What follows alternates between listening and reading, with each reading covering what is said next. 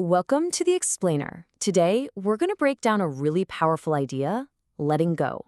We'll be looking at insights that come from everywhere, from ancient philosophy all the way to modern psychology. You know that feeling, right? We've all been there. Replaying arguments over and over in our heads, holding on to old hurts, or just getting completely tangled up worrying about stuff we have absolutely no control over. It's a human thing, but man, does it come at a cost. And this quote, wow, it just gets right to the heart of the problem, doesn't it? It frames this whole idea of not letting go as a kind of self-inflicted harm. And that's exactly the issue we're going to unpack today. So let's get real for a second. What's the actual cost of being trapped by the past?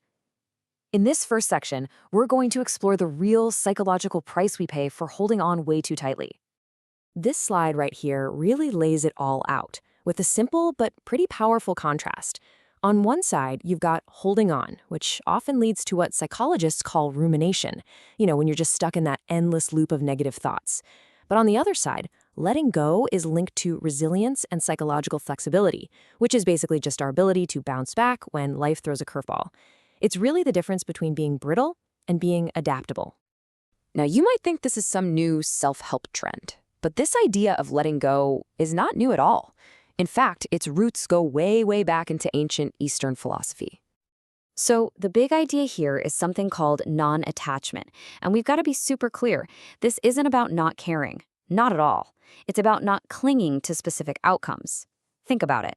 We get so attached to the idea that a certain job will make us happy, or that a breakup is the absolute end of the world. Non-attachment is about accepting what's happening without being controlled by our rigid ideas of how things should be.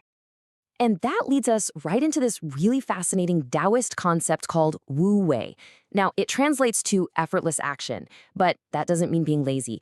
Think of it more like a sailor who uses the wind to guide their boat instead of trying to row against a super strong current. It's all about working with the flow of life, not fighting against it.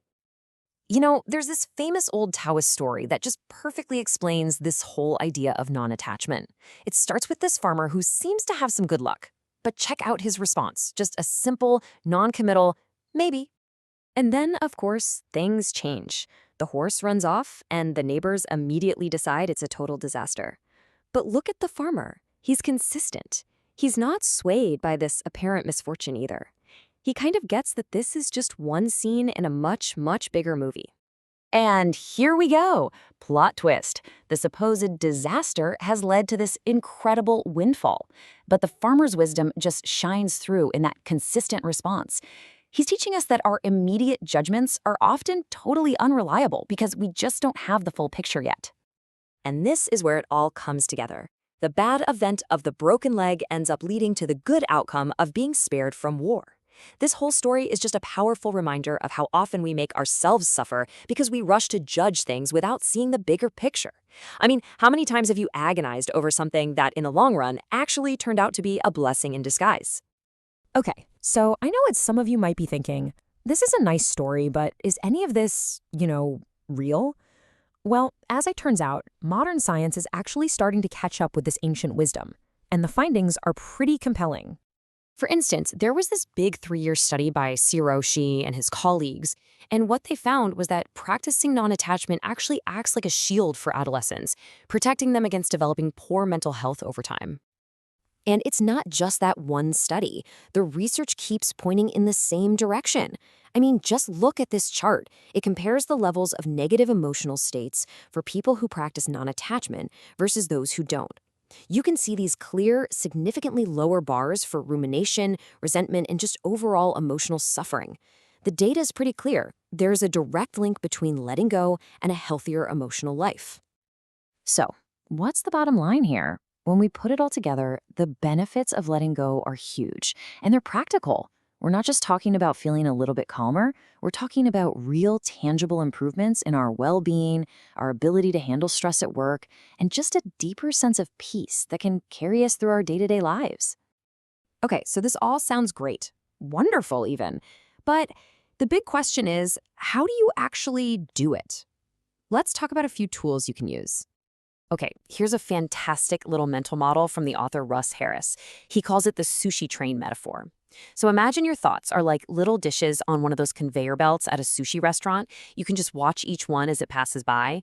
there goes sadness. Oh, there's a plate of anger. Here comes some worry. But you don't have to pick any of them up. You can just let the unhelpful ones glide on by. And the cool thing is, you can actually train yourself to get better at this, at just observing your thoughts without getting swept away by them.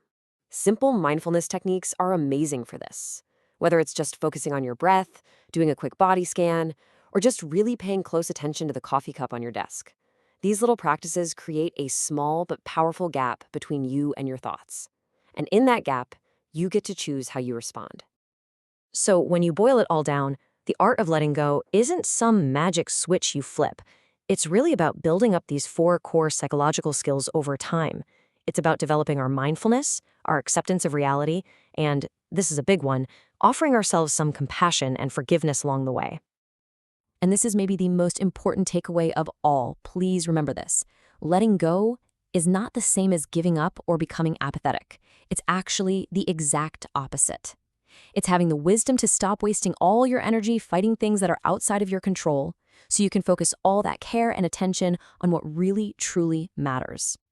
So as we wrap up this explainer, I want to leave you with this one question to think about.